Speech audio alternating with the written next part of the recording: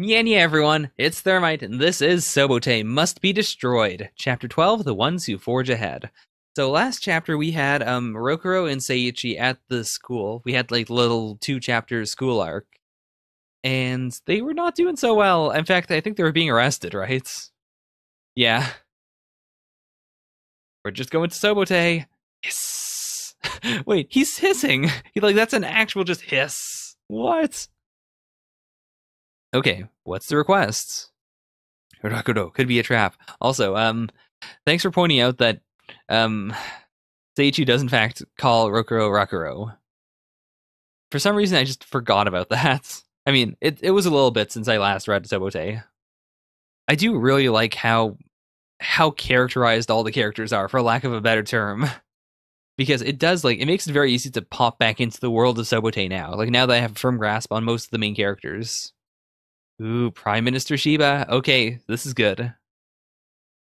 Because we know that the Prime Minister wants Souboutei destroyed. If anyone's going to listen to these 2 kids and say, hey, yeah, sure, destroy Souboutei, it's going to be him. That was a lot of police for just a couple of kids. What could these kids possibly be thinking right now? Especially since they said, we need to destroy Souboutei, and then the police come, and then I guess they couldn't hear this conversation, but still.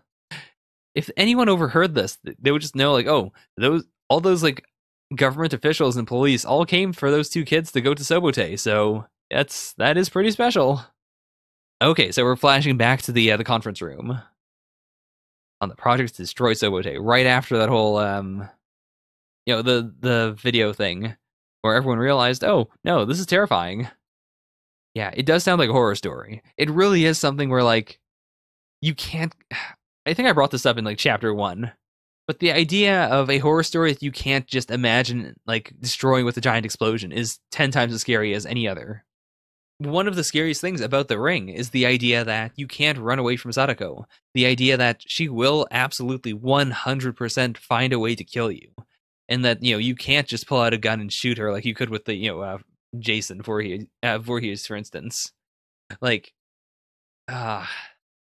The idea of being able to of bombing Souboutei and it not taking any damage is terrifying. Or it regenerating.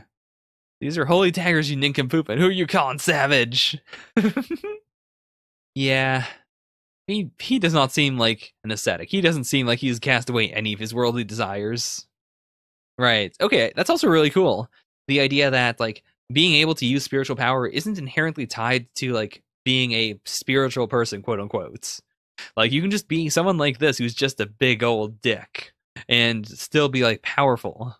I get the job done, don't I? And then I get to be rich and love all the women I want.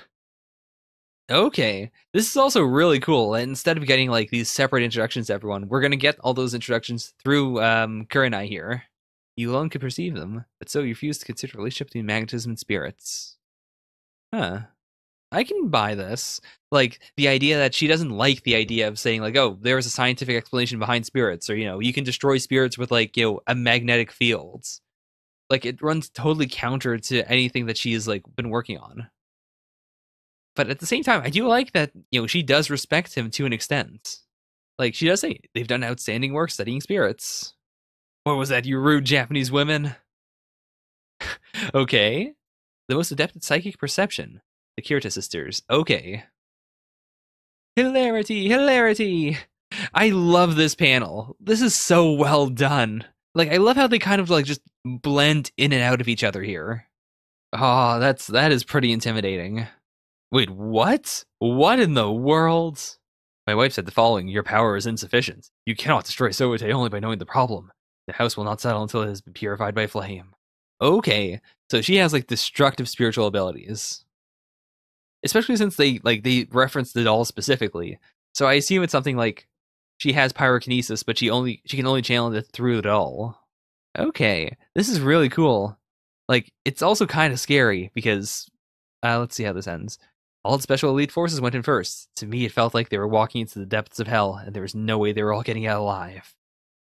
That's exactly what I was gonna say. I like that we got all of this a quick development for everyone. We know everyone's deal now because I doubt many of them are going to survive. I hope he doesn't, but because I hope he doesn't, and also because he has such a connection to Kurenai, I feel like he will.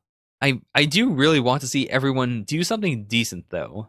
Like I don't want them to all be like senselessly slaughtered by Souboutei. As scary as that would be, I think it would actually be a bit scarier if they go in and like they use their gifts correctly, but the only thing that each of them sees is like this, oh, we have no chance. Like he uses all of his power, it doesn't work. They use scientific tools to measure the like spiritual abilities of Souboutei, and everything's way off the charts. They try to divine something and all they can see is their own death. This was a really good chapter.